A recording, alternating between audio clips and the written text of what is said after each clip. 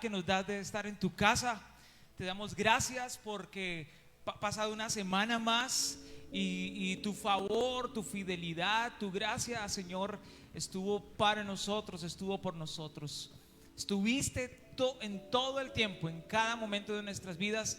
Quizás, aunque en muchos momentos no éramos conscientes de eso, pero tú estuviste ahí. De eso estamos completamente seguros. Es una verdad que es verdad independientemente de si lo creemos o no. El hecho de saber que estás con nosotros. Y tú nos hablabas a través de tu palabra la semana pasada cómo estabas aún en nuestra respiración, cómo estabas aún en ese aliento de vida que nos das todos los días. Por eso hoy te queremos dar gracias. No sé cómo hayan llegado mis hermanos en este día. Probablemente hayan llegado alegres, hayan llegado bien, pero probablemente también algunos llegaron cansados, llegaron tristes, llegaron sin esperanza, llegaron sin fuerzas por todas las situaciones que han tenido que pasar. Quizás llegaron sin esperanzas porque nada se solucionó esta semana. Quizás llegaron cansados, llegaron cargados, estresados. Pero qué bueno que tu palabra dice que si venimos a ti así cargados y cansados, tú nos puedes dar descanso. Y hoy nosotros queremos descansar en ti, Señor, descansar en tu presencia. Y mi oración en esta mañana es que mientras estudiamos tu palabra, que mientras tu palabra cambia nuestras vidas, tu Santo Espíritu venga y renueve nuestras fuerzas. Tu Santo Espíritu venga y nos llene de esperanza. Que mientras escuchamos tu palabra, mientras estudiamos y tratamos de profundizar en la riqueza de tu palabra, entonces tu Santo Espíritu venga y cambie nuestro cansancio y nuestras cargas por tranquilidad y por esa paz que sobrepasa todo entendimiento. Es decir, que podamos estar en paz aún en medio del caos. Dios mío, colocamos nuestra atención en ti, nos enfocamos en ti, colocamos nuestros pensamientos en ti en el nombre de Jesús y pedimos que llenes este lugar con tu presencia, que no permitas que salgamos igual que como entramos, que traigas una semilla a nuestro corazón, que haga que nuestra vida sea llena de luz y que al salir de aquí podamos mostrarles a otros también de tu luz.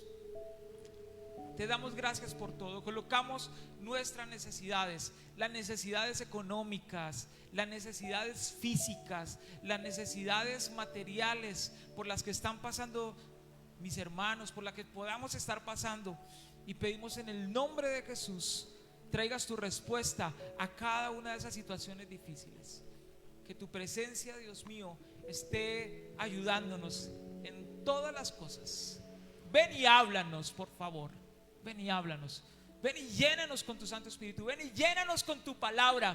Y haz de este momento el más impactante, el más emocionante de toda la semana. Te lo pedimos en el nombre de Jesús. Nombre sobre todo nombre. Amén y amén. Dios les bendiga, iglesia. Démosles muchos aplausos al Señor en esta hora.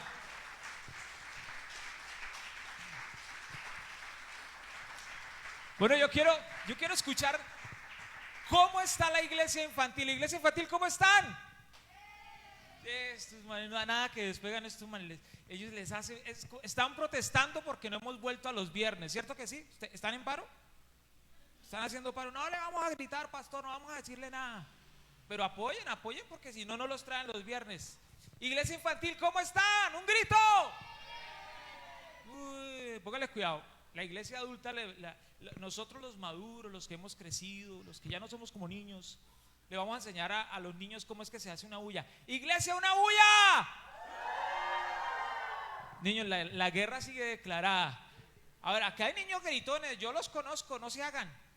A ver, niños, ustedes con una bulla me van a decir, ¿cómo están? No, están madurando. Este tiempo que llevamos sin reunir la iglesia infantil, vienen como más maduros, muchos sentados con la pierna cruzada así. Qué lástima, porque yo no lo he logrado. Pero bueno, vamos a repasar la canción de la semana pasada. Niños, ¿lo pudieron hacer? ¿Sí? ¿El sabio? A ver, ¿qué valiente se para aquí conmigo y le muestra a la iglesia? Vea, yo sí puedo. Ah, no, verdad que ustedes ya maduraron. No pase ninguno, tranquilo. Pero Seba sí va a venir a ayudarme a tener el micrófono para que lo hagamos allá con los de la casa. Los que están en casa en pijamados. Sí, de aquí los estamos viendo y tiene que cambiar de pijama ya, mi hermano. ¿Listo? Entonces vamos todos, el sabio. ¿Cómo es el sabio? Entonces, me acordé que se me había pasado un movimiento. La de el sabio. El sabio edificó su casa en la roca. ¿Listo?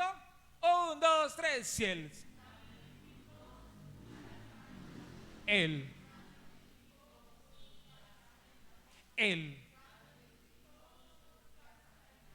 y la y él la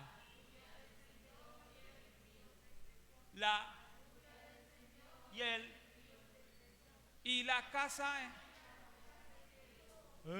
Ya, bien, listo. Ahora lo vamos a hacer con ánimo porque lo hizo con pereza.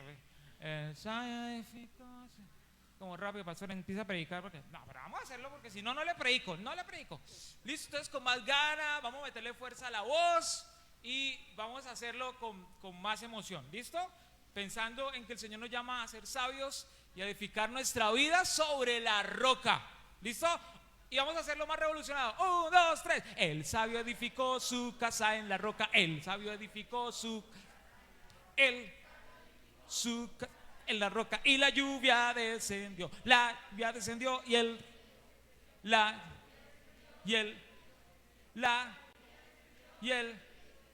y la casa en la roca se quedó.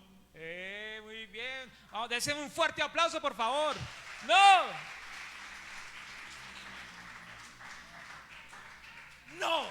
Niños, ¿cómo se da un fuerte aplauso?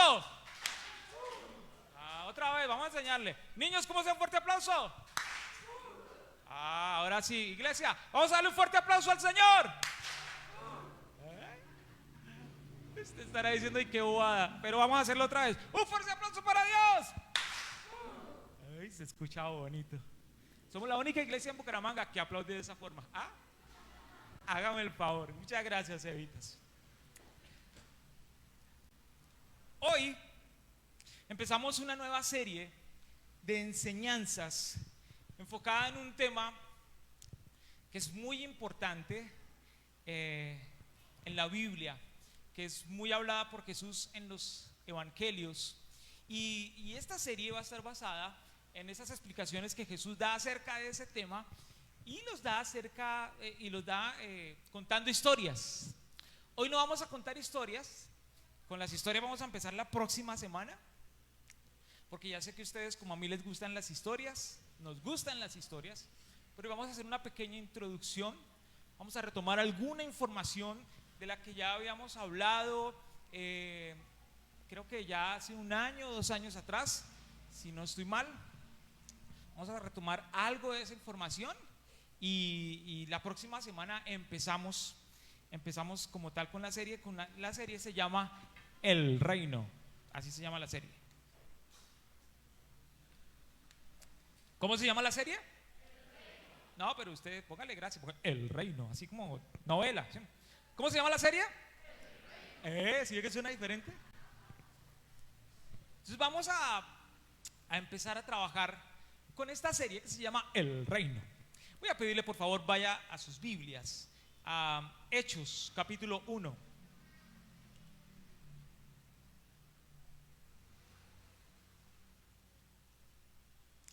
Hechos capítulo 1. Voy a leer hasta el versículo 3. Hechos capítulo 1, del verso 1 al verso 3. Dice así: en el primer tratado, oh Teófilo, hablé acerca de todas las cosas que Jesús comenzó. ¿A qué? ¿Comenzó a qué? comenzó a hacer y a enseñar, hasta el día en que fue recibido arriba, después de haber dado mandamientos por el Espíritu Santo a los apóstoles que había escogido, a quienes también después de haber padecido se presentó vivo con muchas pruebas indubitables, apareciéndoseles durante ¿cuántos días? Apareciéndoseles durante 40 días y hablándoles acerca del reino de Dios. Por favor, mire el versículo número 1.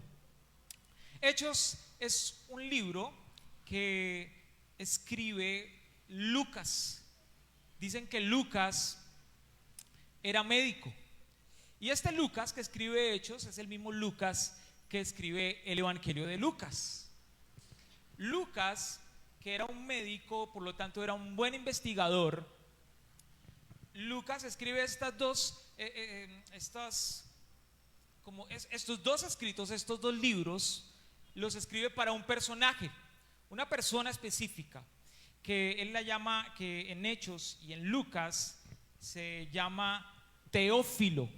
No tenemos mucha información acerca de Teófilo. Lo que sí se sabe de Teófilo es que probablemente era alguien de la realeza, era alguien que tenía mucho dinero. Dicen que probablemente Teófilo fue el que le pagó, fue el que le dio los medios económicos a Lucas y le dijo: Lucas, investígame sobre este personaje. No se sabe si Teófilo era cristiano o no, pero parece que probablemente estaba empezando, había oído hablar de Jesús, le había impactado el mensaje de Jesús, y entonces, como era conocido de Lucas, le había dicho: Lucas, tú que eres buen investigador, investígame sobre esto, quiero conocer más acerca de esto. Por eso, si usted va al Evangelio de Lucas, en el capítulo 1, usted se puede dar cuenta que Lucas empieza dirigiendo la carta a Teófilo. Capítulo 1 del Evangelio de Lucas dice: puesto que ya muchos han tratado de poner en orden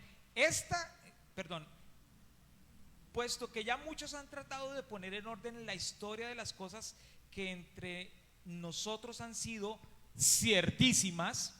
Está hablando de Jesús, ¿no? Versículo 2: tal como nos lo enseñaron los que desde el principio lo vieron con sus ojos. Está hablando de los discípulos que estuvieron cerca de Jesús y las personas que experimentaron los milagros de Jesús. Dice: y fueron ministros de la palabra. Me ha parecido también a mí, después de haber ¿qué?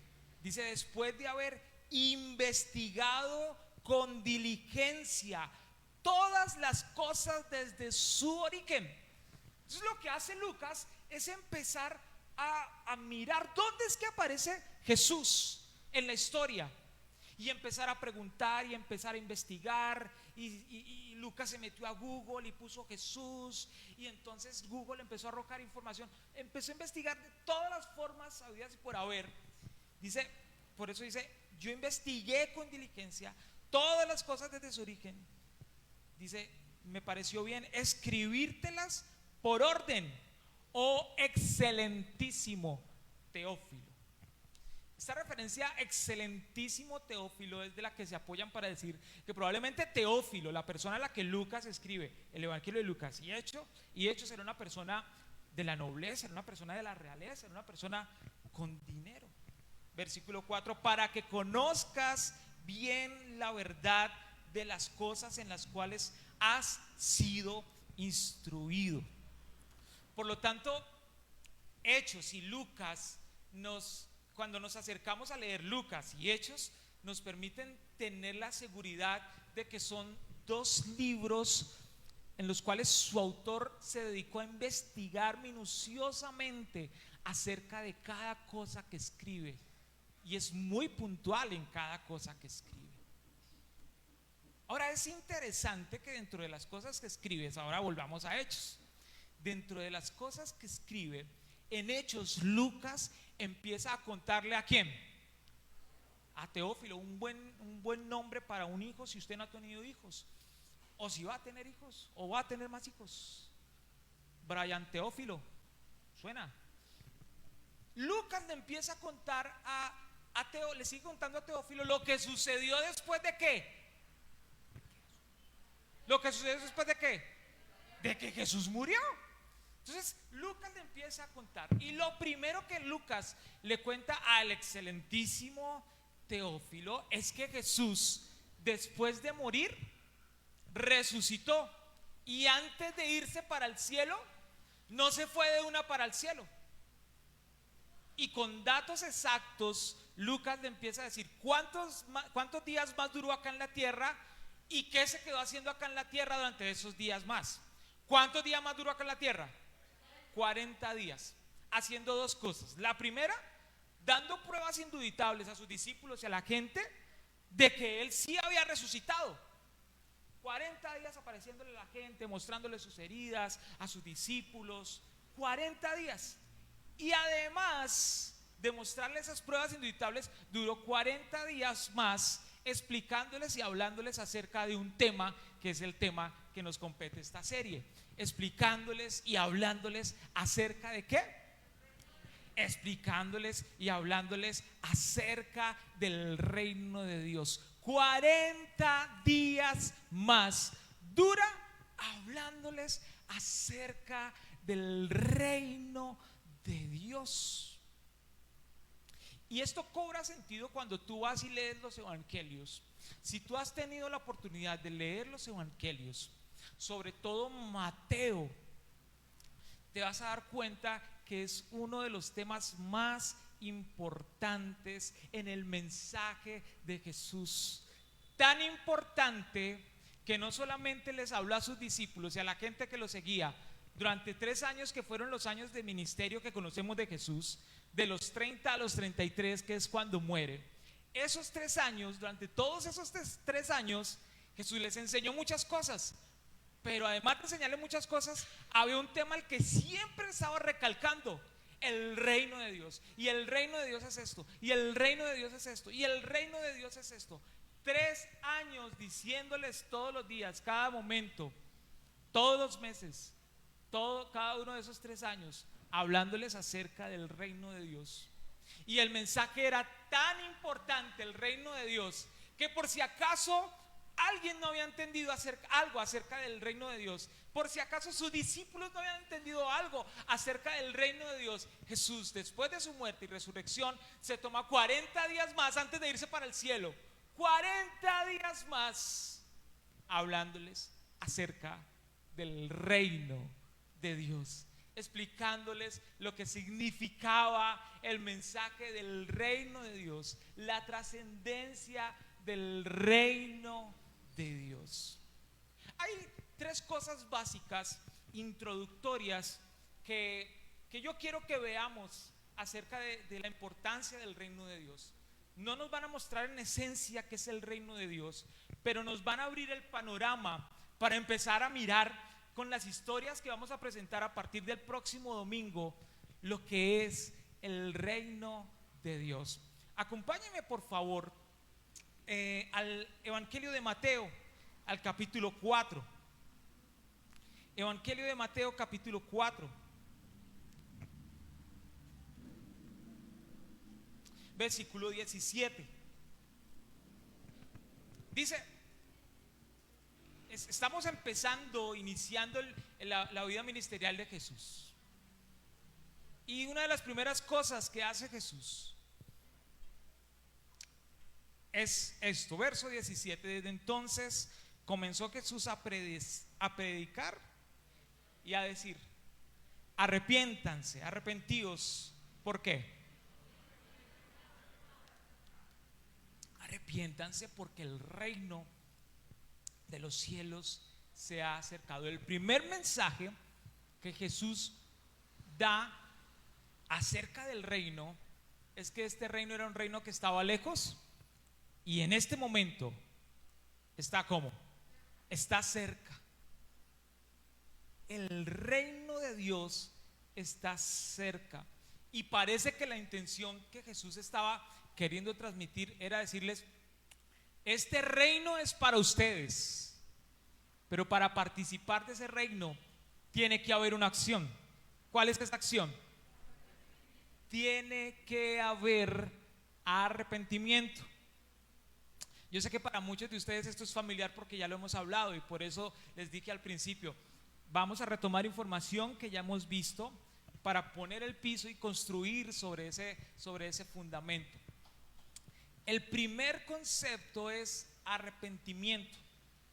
Y arrepentimiento en el original traduce, esta palabra en este versículo traduce: estén cambiando de disposición mental.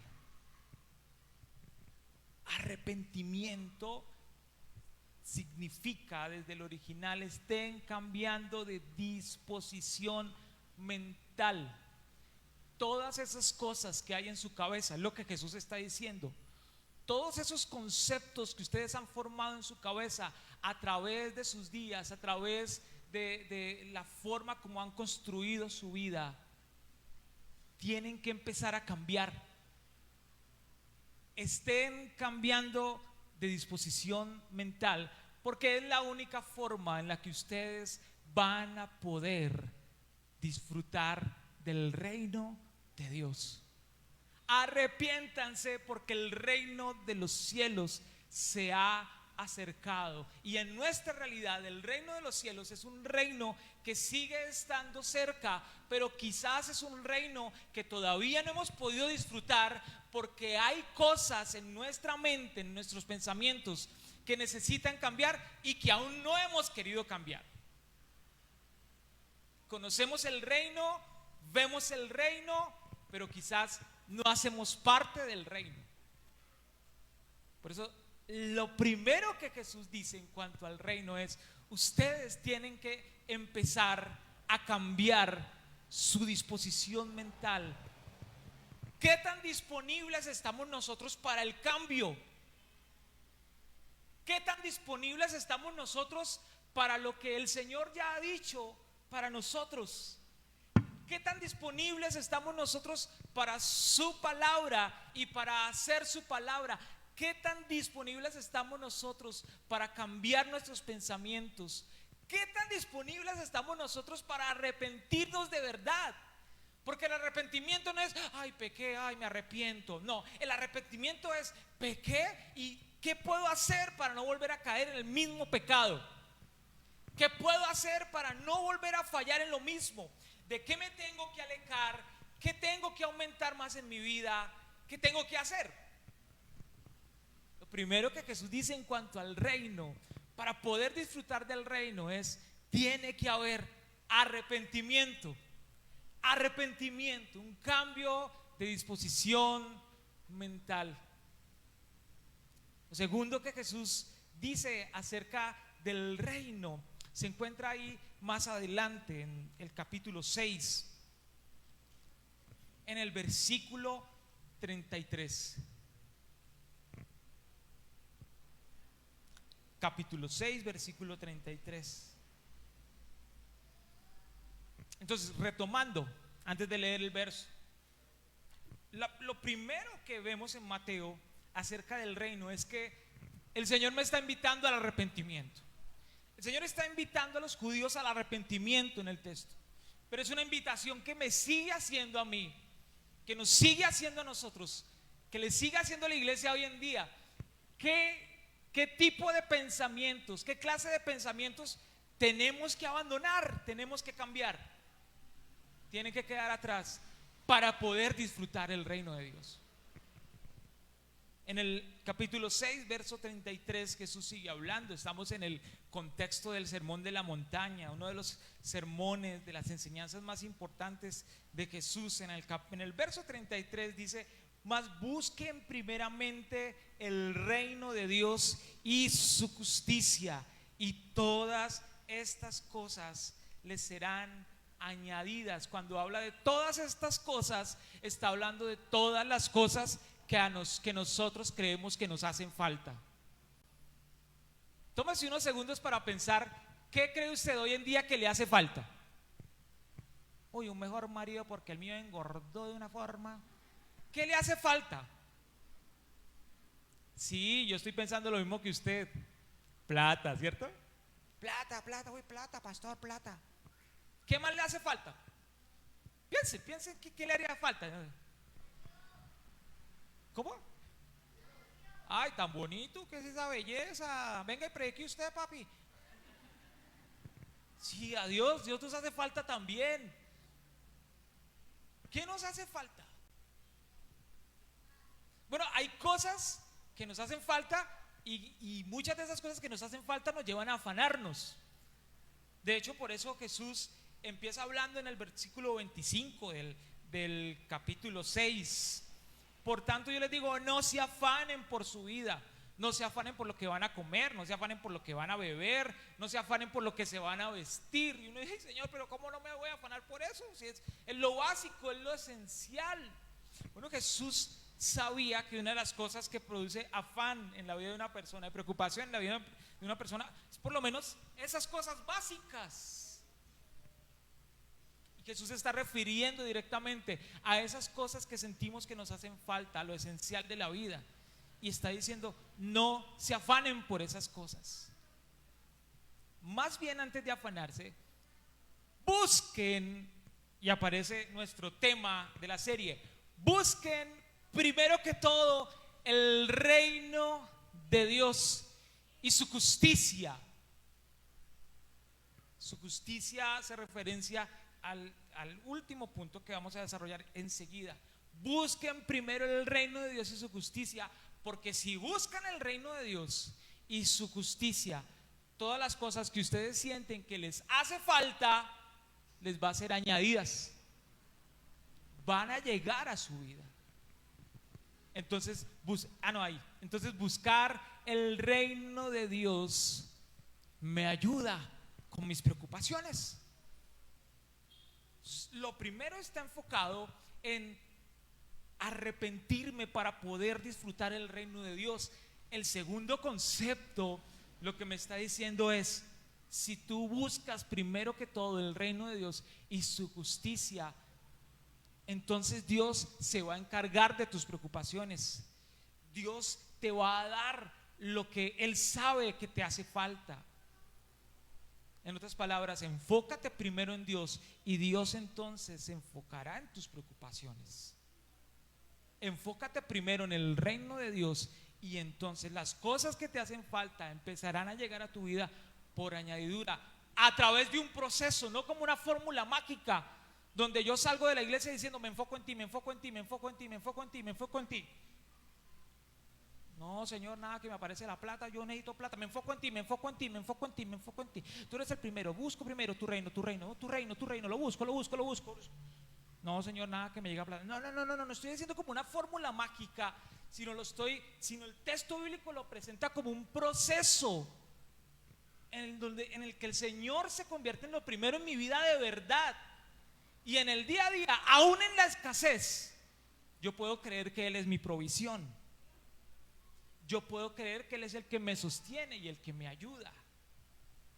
Y en esa medida voy a empezar a ver al Señor proveyendo para mis necesidades, mientras yo le sigo dando la gloria a Él y diciendo que Él es lo primero en mi vida.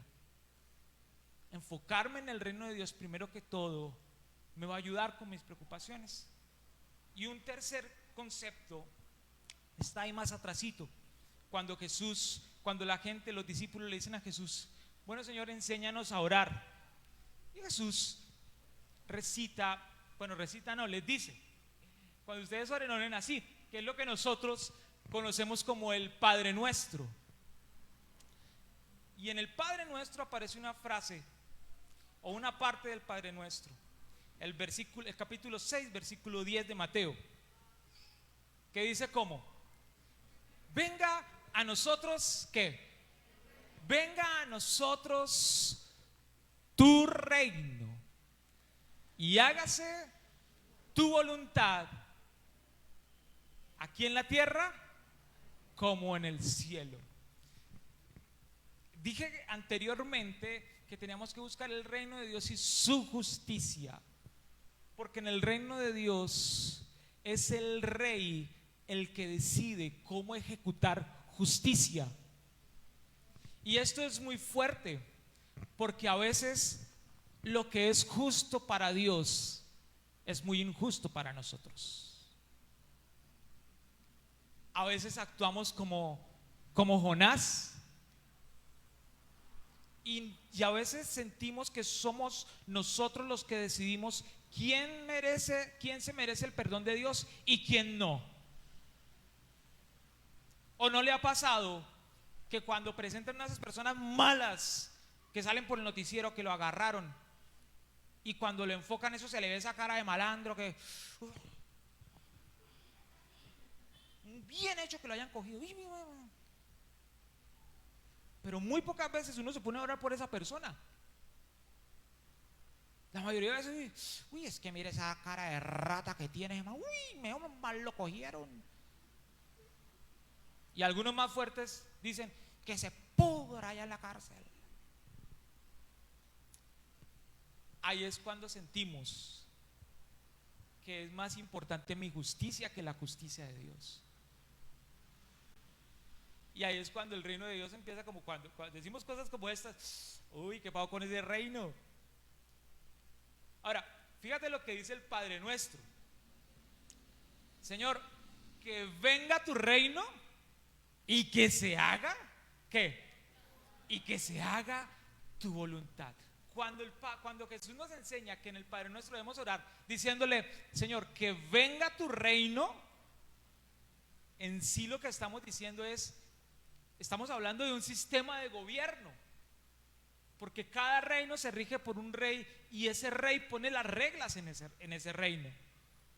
Por lo tanto, cuando decimos, oramos, Señor, venga tu reino, estamos diciendo también, Señor, que tu sistema de gobierno sea establecido en mi vida. Que tu sistema de gobierno venga y se establezca por encima de mi sistema de gobierno. ¡Bum! Nos hace el Señor. Porque muchos de nosotros nos cuesta horrores soltar el mando de este reino que nosotros hemos construido. Porque tenemos que reconocer que muchos de nuestros corazones no gobiernan el reino de Dios, gobierna nuestro propio reino, egoísta, envidioso, orgulloso, aunque no lo queramos aceptar. Pero probablemente, por muy buena persona que tú seas, hay cosas en tu corazón en donde todavía sigues gobernando tú y no has dejado que Dios gobierne. Y lo digo porque soy consciente que hay cosas que todavía siento en las que como que Dios me dice algo y yo o las hago con fuerza, o así cuando uno manda a los hijos a lavar la loza y que la lavan de mala gana, como que así lo hago yo. Muchas cosas que el Señor me dice, porque hay mucho de nuestro gobierno todavía. Venga tu reino significa ven y gobierna mi vida. Este verso es, no, devuélvete por favor. Venga tu reino es ven y gobierna mi vida. El problema es que muchos de nosotros seguimos orando venga tu reino cuando creemos que nuestro reino es suficiente para vivir. Muchos de nosotros creemos que nuestro reino y la forma como nosotros nos autogobernamos es suficiente. No necesito que Dios venga a decirme cómo tengo que hacer las cosas. Como las estoy haciendo, así me están saliendo bien. Cuando Dios nos enseña a orar y nos dice, cada vez que ustedes oren, dentro de los componentes dice, venga Señor, que venga tu reino, está hablando de ese sistema de gobierno establecido sobre nuestras vidas. Tres conceptos básicos. El primero, para disfrutar el reino, ¿qué tiene que haber? Arrepentimiento, un cambio de disposición mental. El segundo, se me olvidó porque el COVID me dejó con olvido. El segundo, primero que todo tengo que buscar el reino de Dios. Buscar el reino de Dios me ayuda con mis preocupaciones. Y el tercero, el reino de Dios tiene que ver con el gobierno de Dios en mi vida, el gobierno de Dios en mi corazón. Ahora este es el inicio. Ahora volvamos a Hechos. Hechos nos dice, versículo 3, que Jesús duró 40 días más dándoles pruebas indubitables acerca del reino de Dios y enseñándoles acerca del reino de Dios. ¿Cuántos días más? 40 días más. Ahora mira el versículo 6. Dice el verso 6: entonces los que se habían reunido, los que estaban escuchando a Jesús, que estuvieron escuchando a Jesús durante todos esos 40 días, hablándoles acerca del reino, entonces los que se habían reunido le preguntaron diciendo: Señor, restituirás el reino a Israel en este tiempo. 40 días donde Jesús duró hablándoles acerca del reino de Dios, pero parece que fueron 40 días donde ellos estuvieron enfocados en su propio reino, en que su propio reino fuera restaurado, en su propia solución.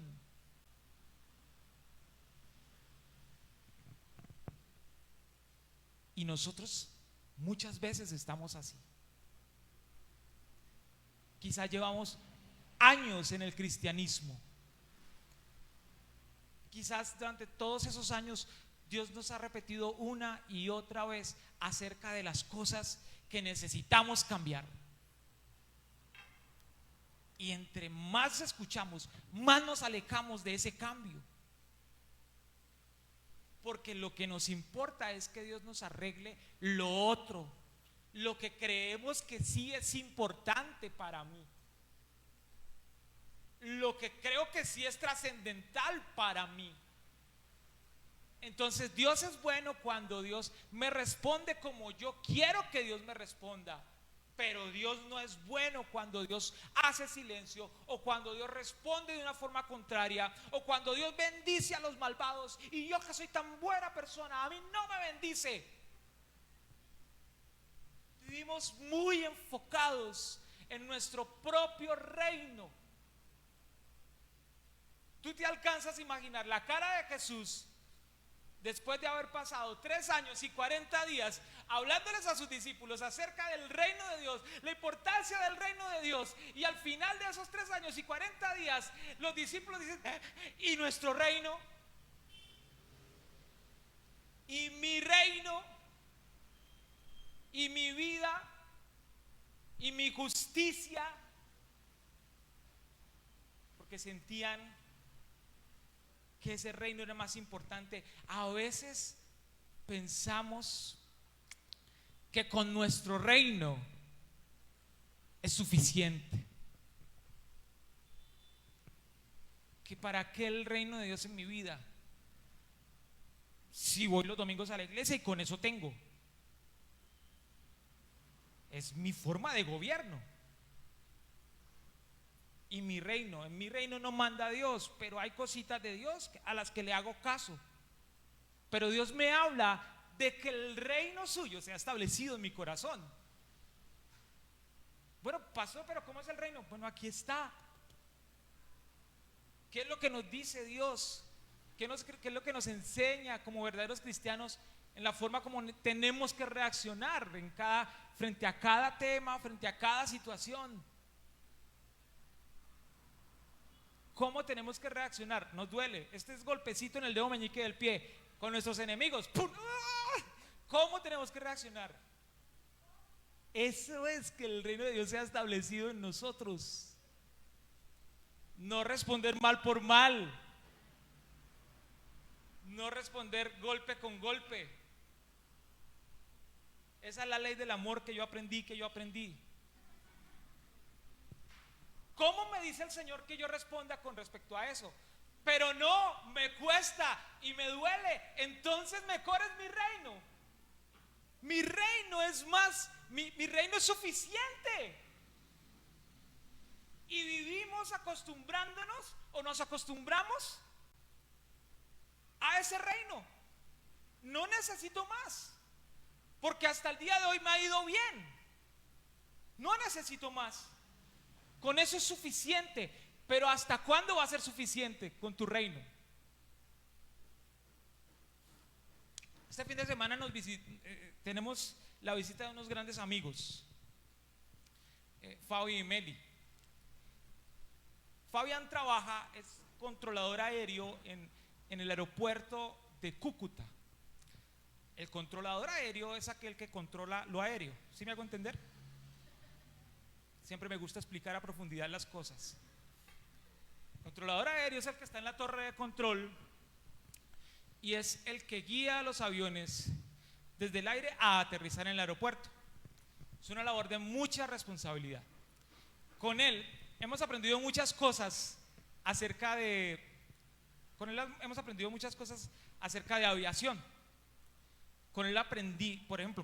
aprendido que la mayoría de aviones comerciales, desde que despegan, tan pronto despegan, el avión queda en piloto automático.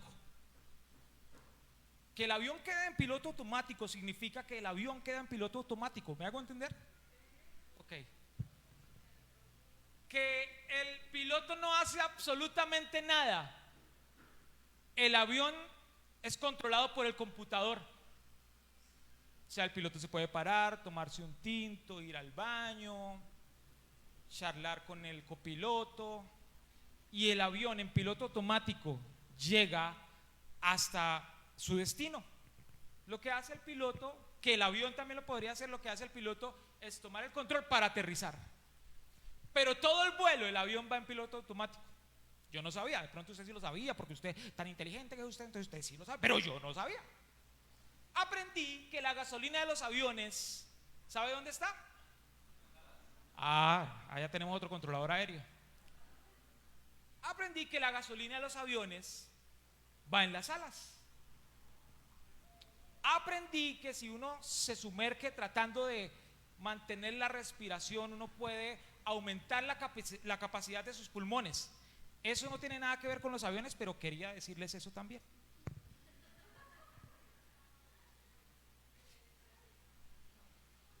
Cuando estaba trabajando no, esto no lo voy a decir porque no sé si lo comprometo. Pero esta vez estábamos charlando y hablamos acerca de una de las tragedias aéreas más recientes que hubo en Colombia. Fue hace unos años atrás. Era un partido muy importante del Atlético Nacional con un club brasilero. ¿Lo dije bien? Brasilero. El Chapecoense. Este era el avión que transportaba al equipo chapecoense. Era un avión que estaba dedicado a hacer vuelos especiales y privados, y había transportado a la selección argentina, había transportado al Atlético Nacional, había transportado a selecciones nacionales, había transportado a muchos equipos importantes. Esto es algo información que han arrojado las investigaciones que usted puede encontrar en YouTube, qué fue lo que sucedió y qué fue lo que pasó. Inclusive en YouTube usted puede encontrar la conversación que hubo entre la torre de control y el piloto. Eso salió por los noticieros y todo eso. Pero hay algo interesante que Fabi me explicaba con respecto a lo que sucedió, y son una de las cosas que ha arrojado la investigación. ¿Qué fue lo que hizo que este avión, con el cupo completo, creo que hay una foto de las personas que viajaron, ese es todo el equipo, Como era un partido tan importante, viajó toda la junta directiva, viajó el equipo, viajó todo el mundo. El avión venía con el cupo completo. Y llegando a Medellín, el avión se estrelló. Solo quedaron 2 sobrevivientes. Ahora la pregunta es: ¿por qué se estrelló el avión? Si todo es tan seguro. Entonces hay algo que Fabián me explicaba. Todo avión que va, por ejemplo, de Bucaramanga a Medellín, parte de Bucaramanga, este es un avión, pero llegando a Medellín resulta que hay una tormenta o que ocurrió algo en la pista. Entonces todo avión tiene que viajar con la capacidad de volar, llegar a su destino, pero si en su destino hay algún inconveniente y el avión no puede aterrizar todavía, tiene que tener gasolina para volar durante 45 minutos. El aeropuerto, que es lo que hacen cuando un avión no puede aterrizar, empieza a volar, a dar vueltas mientras solucionan lo de la pista. Entonces tiene que tener en gasolina la capacidad de volar hasta su destino, de tener gasolina para volar durante 45 minutos, y por si acaso, definitivamente no, que pusieron una bomba en la pista, no puede aterrizar, tener la capacidad en su gasolina para regresar al aeropuerto de donde salió. Las investigaciones han arrojado que lo que hacía esta empresa aeronáutica era que viajaba con el combustible necesario para ahorrar costos y para ganar más plata en cada viaje. Viajaban con el combustible necesario solamente para ir del aeropuerto al aeropuerto. Y ya lo habían hecho varias veces y no habían tenido ningún inconveniente. ¿Cuál fue el inconveniente?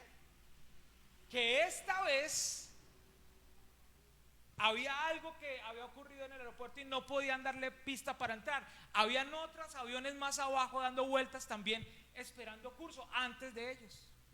Entonces la gasolina que tenían se quemó aquí dando vueltas, pero no podían reconocer, o sea, no podían decirle a la torre de control que les diera paso para aterrizar porque se les había acabado la gasolina, porque legalmente eso es un problema gigante.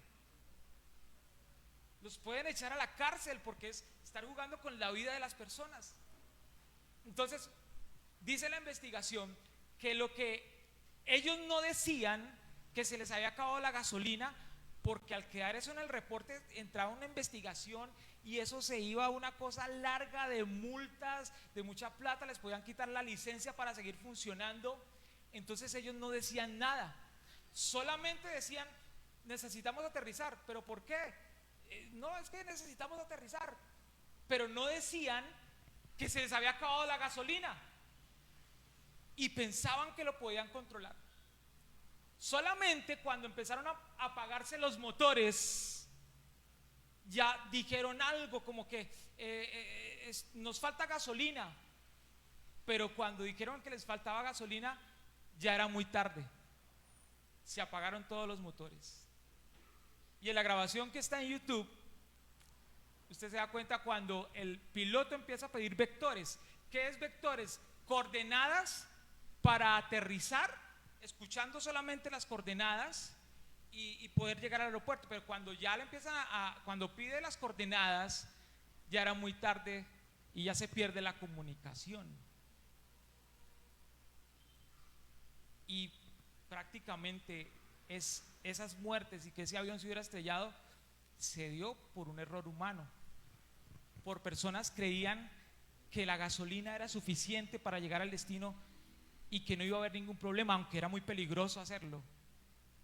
Pero como ya lo habían hecho, creían que no iba a pasar nada. Y así quiero cerrar esta introducción. Así estamos nosotros con nuestro propio reino. Y ya nos hemos acostumbrado a volar así. Y como no nos ha pasado nada, creemos que siempre vamos a alcanzar a llegar. Ellos habían hecho muchos vuelos y no había pasado nada. Pero sabían que lo que estaban haciendo no estaba bien. Y la pregunta es: ¿cuántas horas de vuelo llevamos nosotros donde somos nosotros los que estamos gobernando? ¿Cuántas horas de vuelo llevamos nosotros con esa cosita que tienes en tu corazón, que no has querido entregar al gobierno de Dios, o que no hemos querido entregar al gobierno de Dios? Si puedes que estés volando, y puedes que sigas volando, pero que si llega el día donde ya no te alcanza la forma como tú gobiernas. ¿Y cuánto nos cuesta reconocer nuestro error?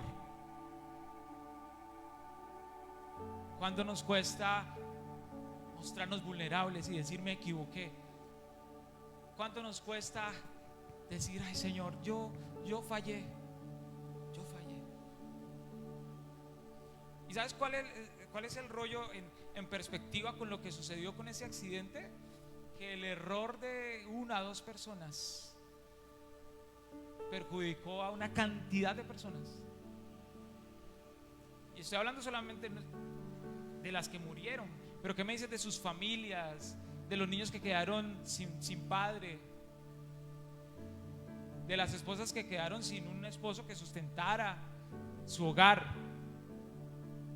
¿Cuánto daño estamos pudiendo causar nosotros por el simple hecho de seguir gobernando nuestra vida, de seguir creyendo que es suficiente con la gasolina que tenemos,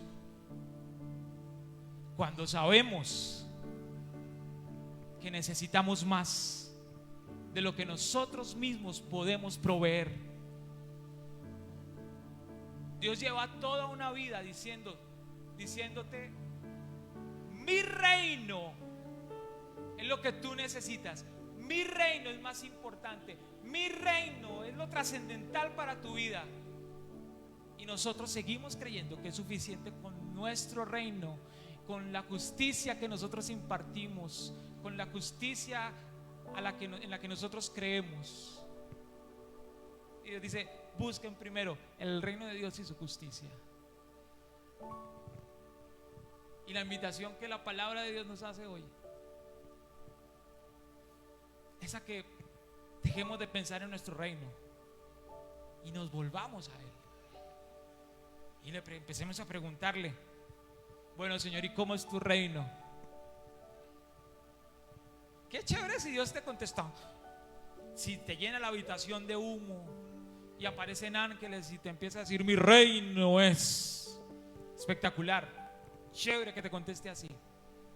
Pero si acaso no te llega a contestar así, Él ya te contestó hace rato y te lo dejó por escrito. Aquí te muestra cómo es su reino. Qué bueno que hoy podamos soltar el control y decirle: necesito más gasolina hoy para mi vida, porque no quiero que mi vida termine en una tragedia que me daña a mí y daña a las personas que están a mi alrededor. Y oremos pensando en dónde Dios todavía no gobierna aquí. ¿En qué aspectos? Oremos. Padre, yo te doy gracias por este tiempo, Señor, y te pido con todo mi corazón que tu palabra esté hablando y desafiando nuestras vidas. Hemos vivido bajo nuestro propio reino y gobierno y nos ha ido bien, no ha pasado nada. Ahí a veces haciendo un poquito más de fuerzas que otras, pero nos ha ido bien. Hemos creciendo, que nuestro reino es suficiente. Y cada vez que nos hablas de tu reino, nuestra pregunta es: ¿y mi reino qué, Señor? ¿Y lo que yo necesito qué? Hoy queremos volvernos a ti y pedirte: ven y gobierna. Ven y gobierna. Venga tu reino sobre nuestras vidas y que nosotros hagamos tu voluntad así como los ángeles hacen tu voluntad en el cielo, que así nosotros aprendamos a hacer tu voluntad. Que nos ayudes a tener un cambio de disposición mental, que nos ayudes a partir del arrepentimiento diario para disfrutar de tu reino, que nuestras preocupaciones se esfumen mientras ponemos el reino de Dios primero en nuestras vidas. Por favor, Señor, que esta serie sea una experiencia en la que tu palabra pueda transformar nuestro entendimiento y podamos ser renovados en ti. Y antes de terminar, quiero que tomemos unos segundos para pensar en nuestro reino. En nuestro reino. ¿Cómo está ese reino? ¿De qué lo has construido? ¿De qué lo has construido?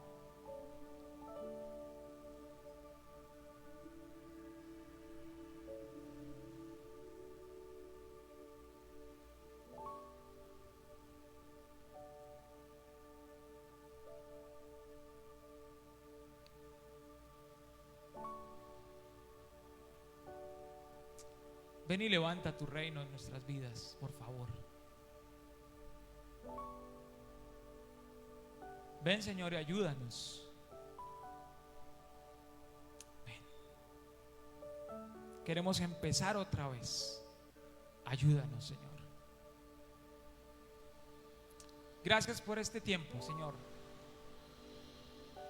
Yo te pido que nuestros corazones sean esa buena tierra donde la semilla que has puesto en nuestras vidas ni se ahogue ni se apague, sino que dé raíces, traiga frutos y crezca y traiga frutos al 30, al 60 y al 100 por uno. Que tu palabra en nuestras vidas sea tan productiva que otros se puedan enterar de lo que tú nos has enseñado, y a través de nuestras vidas otros también puedan conocer de tu reino. Ayúdanos, por favor, guíanos y guárdanos. Bendice a mis hermanos en esta semana, en sus trabajos, en sus estudios, en lo que hacen, en la obra de sus manos. Prospérales, bendice sus casas, sus familias, sus procesos. Donde haya enfermedad, que tú traigas sanidad. Donde haya desespero, tú traigas esperanza. Y tu amor nos inunde y nos llene una vez más. Padre, a ti la gloria y la honra. Quedamos en tus manos, en el nombre de Jesús. Amén y amén. Le damos un fuerte aplauso al Señor. Amén.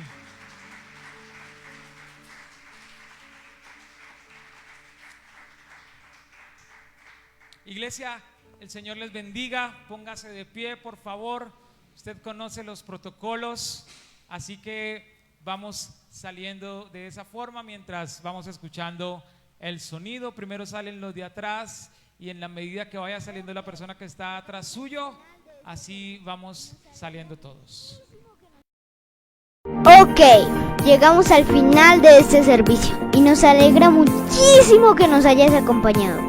Es muy importante que recuerdes que no puede haber aglomeraciones ni en la parte de atrás del templo ni afuera. Por eso te pedimos que salgas en orden y guardando la distancia.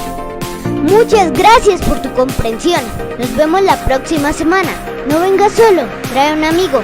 Dios te bendiga.